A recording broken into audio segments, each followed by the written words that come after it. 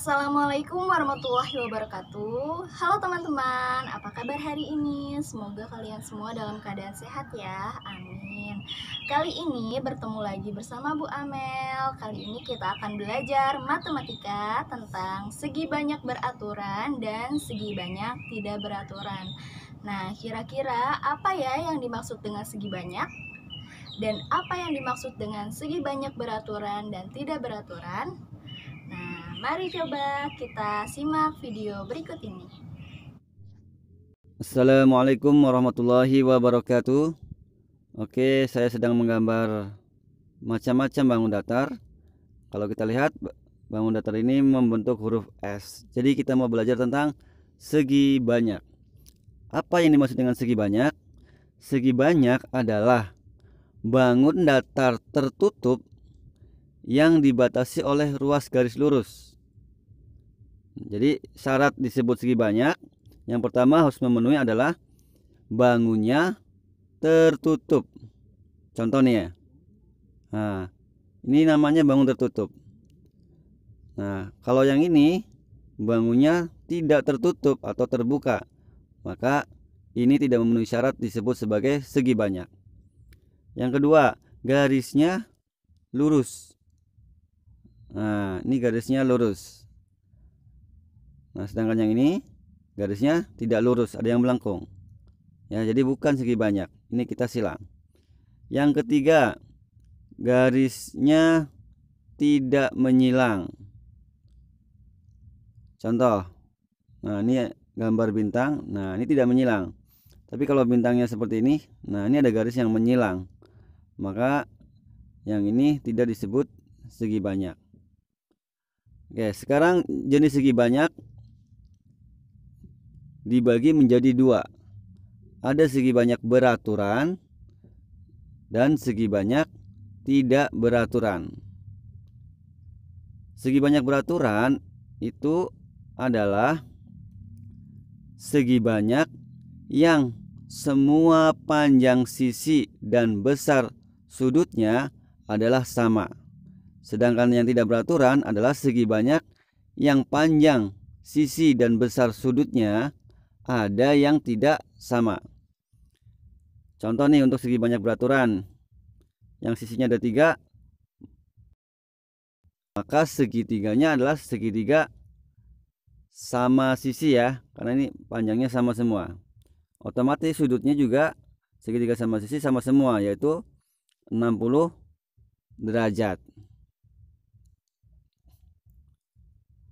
Yang sisinya ada 4, nah, yang sama semua maka adalah bangun persegi. Ini panjangnya sama semua, besar sudutnya juga sama semua, siku-siku semua ya, 90 derajat semua. Nah, ini segi banyak beraturan yang sisinya ada 4.